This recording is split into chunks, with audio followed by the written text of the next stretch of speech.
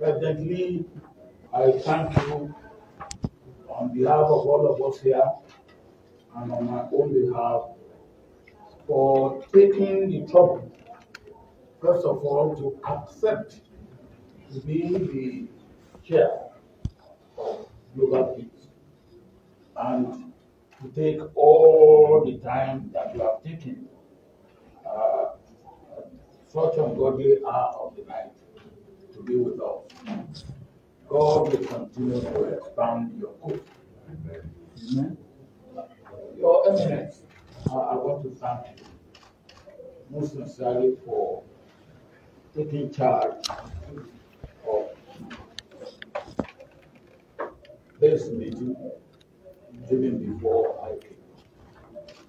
And as I said to Bishop Noah, I thought I would be here early because I was hoping that I would get a private plane to get me. And when that failed, I was told that the highest commercial plane I could get would be 11:40. And while I was waiting at the presidential lounge in Lagos, the speaker got there and he said, "Well, why don't you have a ride in my car and in my plane?" So he was kind enough to bring me down there. That's why it's a big alley. And you can help me thank him.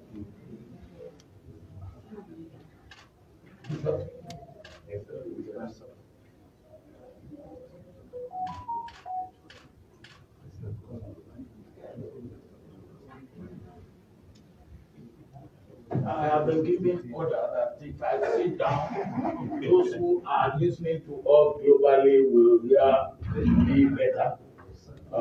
Therefore, I obey. Sultan, you know I'm an obedient servant.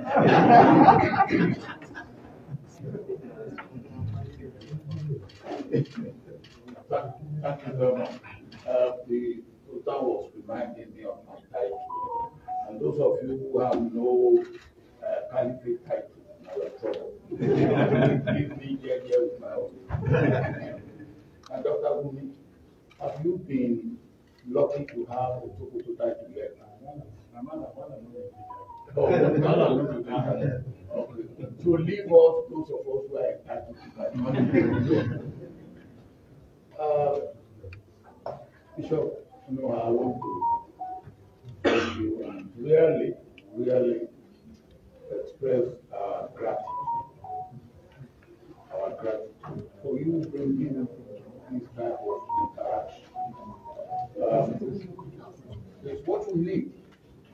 But we need this on daily basis to be able to talk to ourselves and talk among ourselves rather than talking at ourselves. I always say this, each and every one of us has solutions for Nigeria, but each and every one of us is wrong. When you bring your own and you think it is perfect, then listen to the other man. But one thing I believe we all have in common, Nigeria.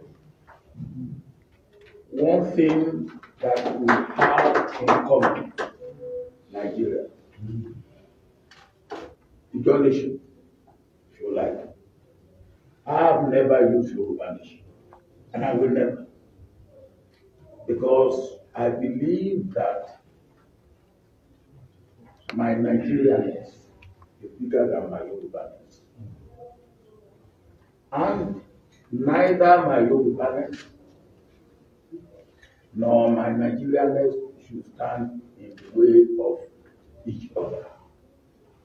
For me, my Nigerianness is very important because I am more than what I should have been as a Nigerian than as an Oduduwa Republic. And I believe that should be the case for every one of us. And again, why should the accident of my place of birth be a hindrance for me as a human being, first of all, and for me as a Nigerian? If I have been born in Sokoto, the chances are probably 91, 99 to 1. I would have been a Muslim if I have been born in Sokoto. If Sultan has been born in Abuja, the chances are 99, it won't be 99. It will probably be 55 to 45 that he will be a Christian. Now, what has brought a change, or what he has brought, what he is, or what I am, is where I was born, by whom I was born, and maybe when I was born. Why should that be a deciding factor for me as a human being? So when we come up and we look at ourselves only in the context of where we are born, when we are born, and how we are born, I believe we are making a mistake. And I have no apology to anybody that I feel that what God has given to us in Nigeria belongs to all of us in Nigeria. And anybody who feels otherwise, good luck to you. The point is that we must aggregate. If you are born in a place and there is a particular treasure in that place, you must enjoy more of it than others in other parts of Nigeria. And that, I believe, whether it's stone with which the Nigerian Railway and the Lagos port were built, which came from Abuja, which nobody paid anything for in the colonial days. Now, don't laugh, this is true. Or the coal in Enugu, which some of it was used to drive the locomotive and whatever. The point is that it was all a gift of God to all Nigerians. I want to say that because to me it is very, very important. Humanity and the gift of God. I believe we must understand them and really know how we manage them together. I want to talk more about domestic before I come to the external, which Akim talk about dropping the ball. I will come back to that. In domestic, it has been mentioned, and we all know it, the language with which we talk to ourselves. Somebody there said, oh yes, you know your thing and all that. But this one, that is an insult. With all due respect, I see that as an insult. And that is not the language of a well-bred, well-brought up person in an African society. One of the things that we respect in African society is age and authority. And with all due respect, I have them both. Age and authority. With all due respect, I have them both. So I don't deserve any disrespect from anybody. Having said that, there are two issues to me that are very, very important. The issue which have to be legislated. There are issues that have to be legislated. Somebody said, well, if we have a state police, what does it matter? Of course it matters a lot. From what we have seen and experienced in recent times, it matters a lot. Because the state governor is the chief executive of a state, is also the chief security officer of the state. But then, what instrument does he have to be able to maintain security? And the sort of things that we have seen and gone through in recent times. What does he have? I know, and some of you will know, what we went through under the Native Authority Police, which made it necessary to scrap the Native Authority Police and centralized police. Other countries did the same. I have been to Colombia a number of times in the past 5 years. They did the same thing. But when they were confronted with the issue of security, the way we are confronted today, they went back. And if we are going to deal with our issue of security, somebody put it right.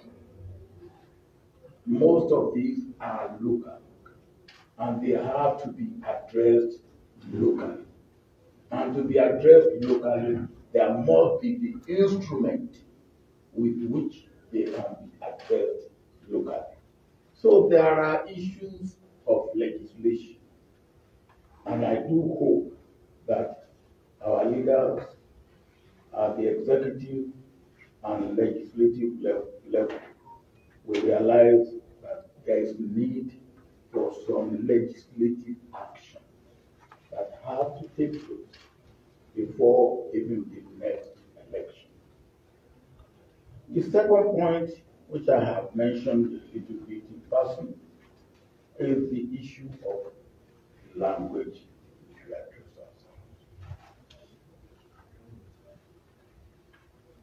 and the relationship that we build among us.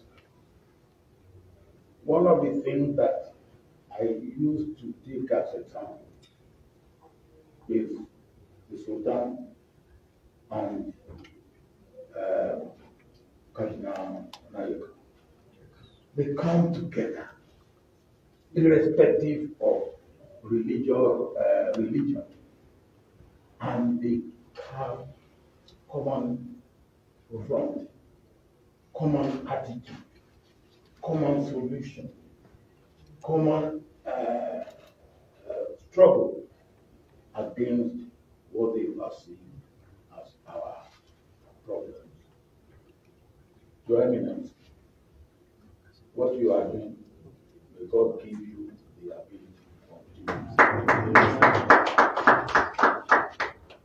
Issues of relationship, issues of language, issues of action with it. Professor Yusuf and Sheikh Umi came to see me after Sheikh Umi had gone to the bush to see those boys. I always refer to them as naughty boys. And a number of things were going on before they came to see me. One was that Sheikh Umi said that the Yoruba, the Christian soldiers were the one that were killing their people or something like that. And the second was that he was anointing bandits. So when Sheikh Umi came, first question I asked, did you really say that Christian soldiers were the one killing them? He said he didn't say that. In my making effort to receive them, I've called one person who I thought was important. He said, Gumi, I will never talk to him. The good thing is you won't talk to him, I will talk to him. And I talked to him. And I was wiser for talking to him. Much, much wiser for talking to Shekuni and his team. The first thing that Shekuni made me to be aware of is that in where those bandits are staying, they have absolute control. And in fact, whether it's the military or the police, they don't go to their house. I wouldn't know that. And until somebody, an eyewitness, tells me that, I will not know. Now, if that is the case, how then do we solve the problem? Because if we don't know, then we cannot find solution. Another thing he said was that, look, those boys of 13, 14, 15, they are soaked in drugs. So they are ruined. What do we have to do? How do we have to rehabilitate them? Or are we going to leave them ruined for the rest of their life? Now, these are things that we should know. And if we know it, then what do we do? People talk of political will. I talk of political action. Political will is not enough. Political will must be matched by political action. I believe that if we are able to deal with what I call the moral content of our relationship and our language through what I will call moral rearmament, then that will be one issue being resolved. And that will involve all of us, but particularly you, the clergy, Christians, and Muslims.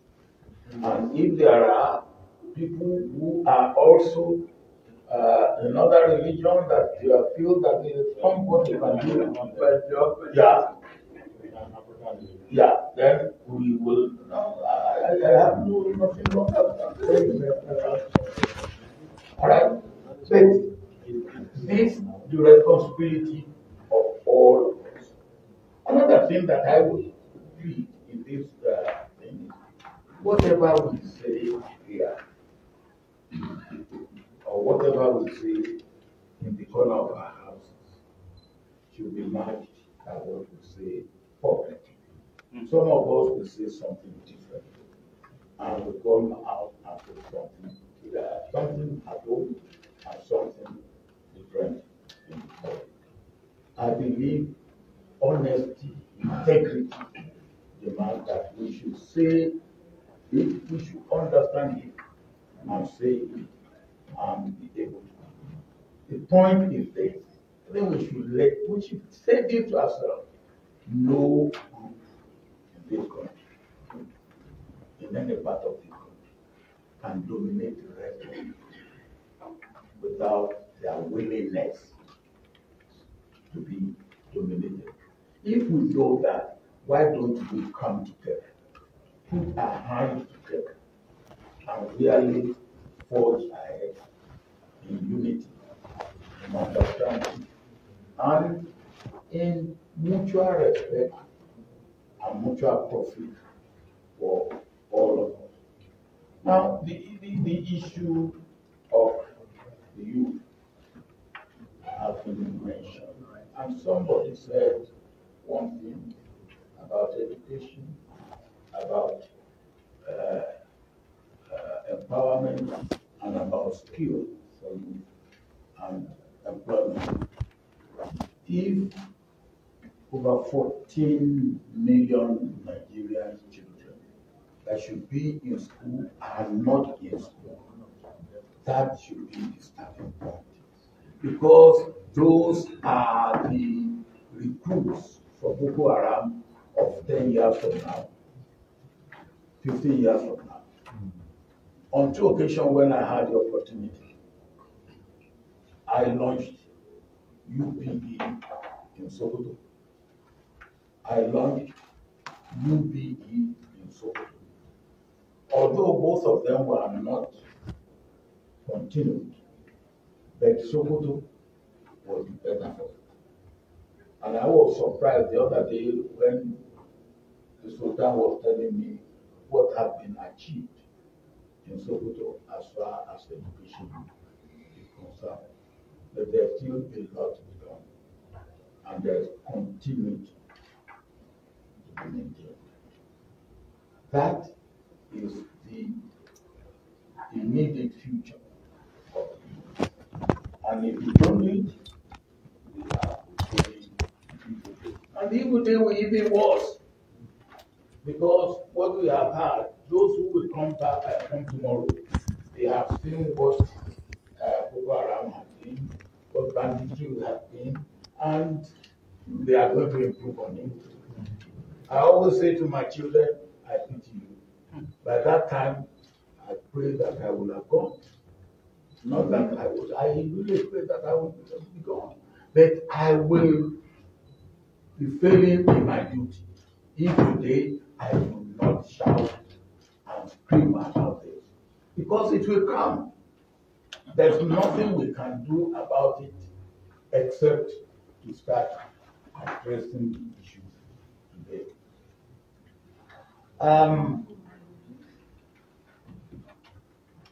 Whatever we have, legitimately or what, whatever is we acquire, to me, I believe is a gift from God. Whether it is individually we claim it or collectively we claim it, it is the gift of God. And if the gift of God is misapplied, misused, then it is between you and God who are keeping it. And that is the position I hold in this moment. Let me now conclude with my recent experience. I was in France not too long ago. I went to brief President Macron about my work in the Horn of Africa. And after I had briefed him, he decided to brief me about what he's doing in Mali, in Chad, and in the Sahel. And this was soon after the debacle in Afghanistan, the chaotic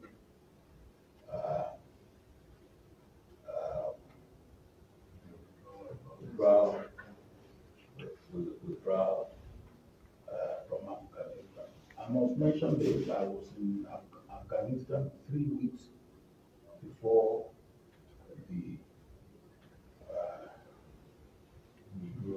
withdrawal and the breakup, the collapse.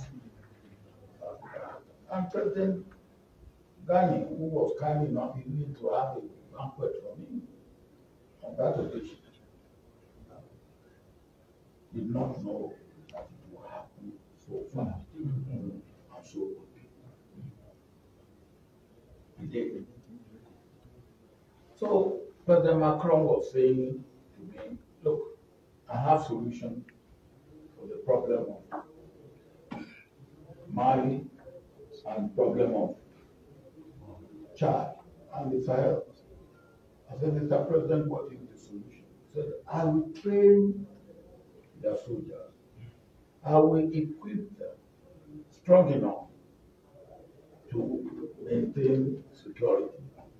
Then I will withdraw. And I said, Mr. President, within 5 years you will go back. You see why? I said because you are relying on stick to solve the problem of money and child, whereas you need carrot and stick. And I've always said that about us here. The problem of Boko Haram will not go if all we are using is stick. We may suppress it, we may keep it down a bit, but it will not go. We have to bring carrot and stick together. So when I said this to President Macron, and I give my own country example, he said, so you're right, we have to rethink. So even France is now rethinking its policy in Mali, in Chad, and in the Sahel.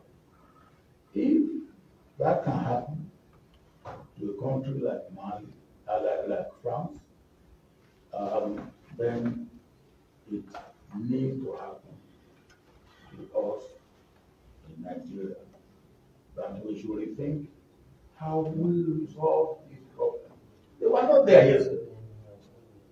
And when in 2011, I went to Maiduguri and I was put in contact with Boko Haram leadership.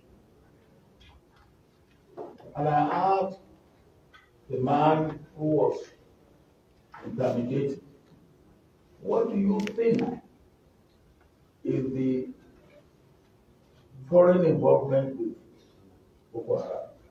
And he said maybe 10-15%. I said, how do you come to that? And he said, well, you know them, we know what they bring in and people. Not much. And that time, it would have been easy to deal with the issue of Boko Haram. Today,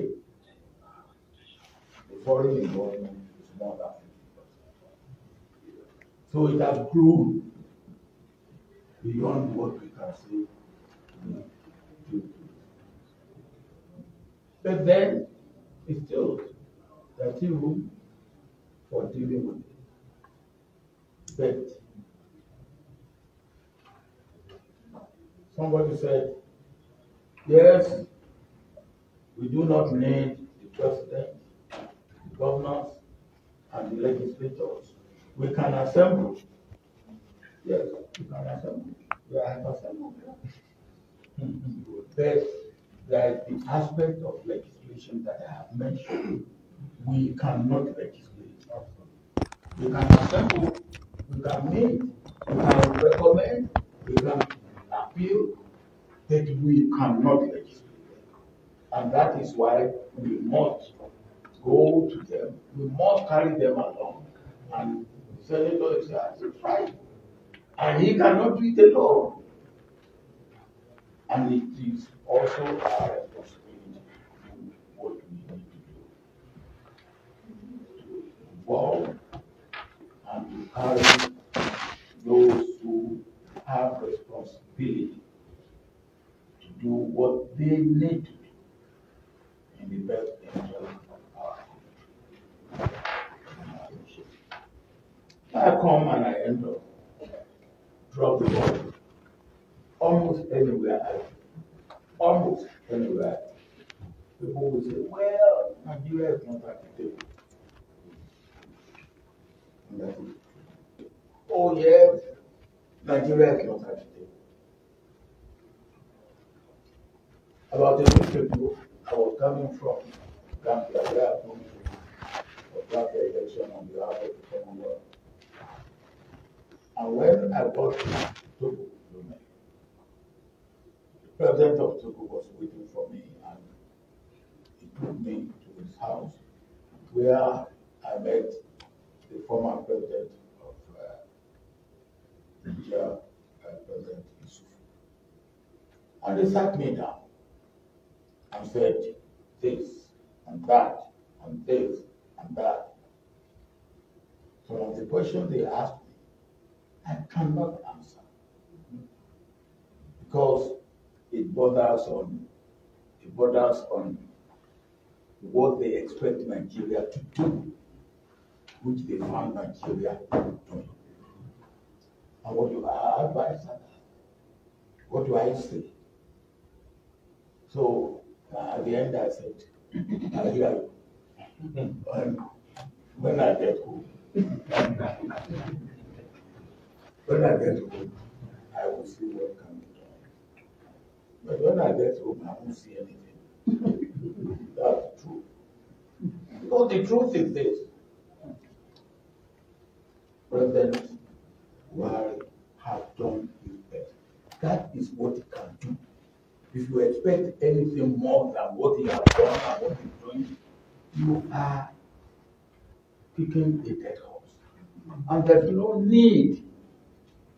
So, if they pass all this into me and say this, what do I say? I say what I think I should say. I understand the point you are making. When I get home, let me will let you do. But then, where do we go from? We cannot fold our hands.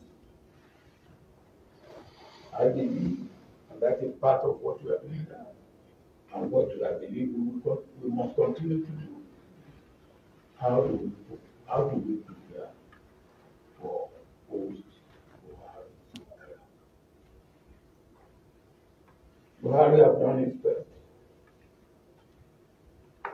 My prayer is that God will spare his life to see his term through. But what do we have after Buhari?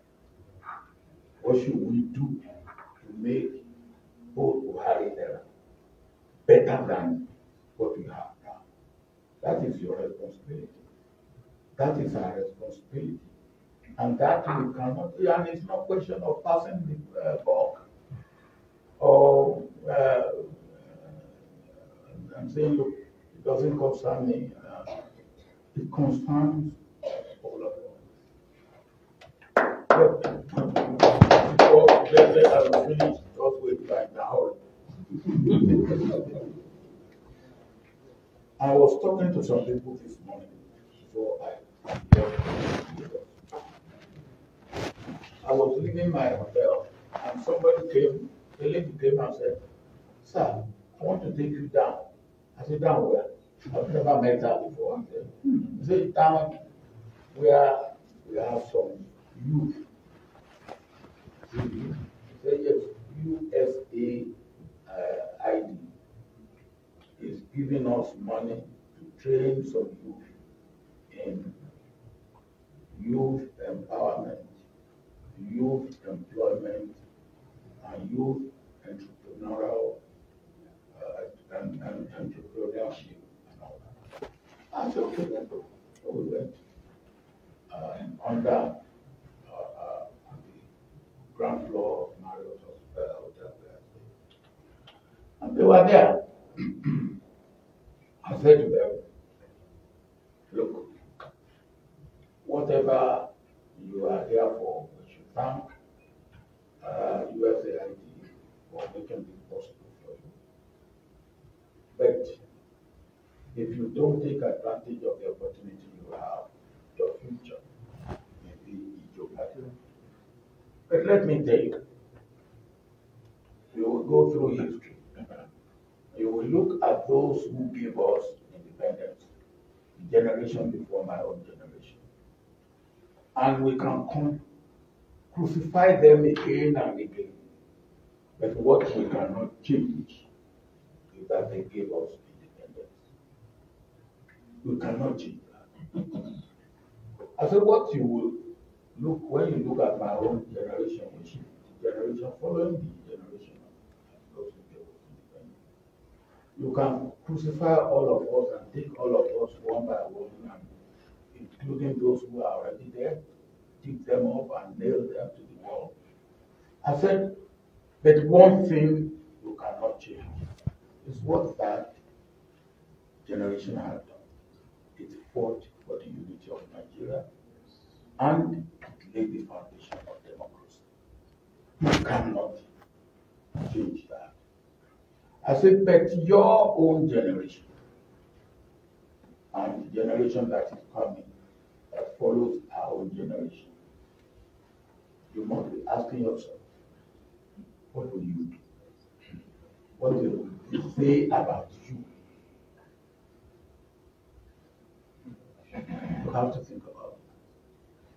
And I said, in the last 2.5 months, I've gone to 2 or 3 countries where the youth have now been recognized as an important, in fact, the main factor in election victory. One is Zambia.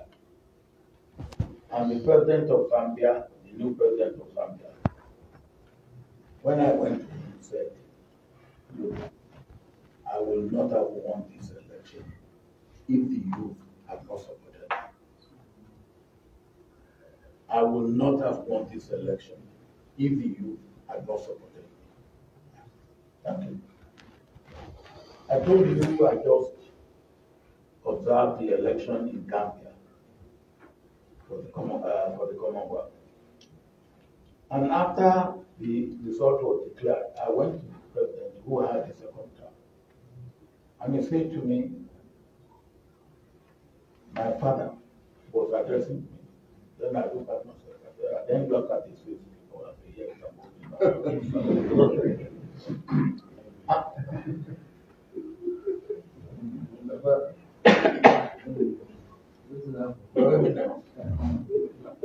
I won't tell you what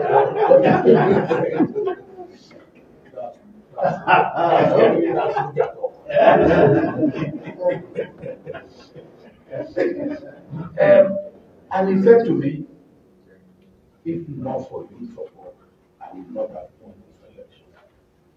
And I don't want to disappoint them. Sir, go and look for me what I will do, not to disappoint you. That is in Gambia. Then I left there. I went to Kenya.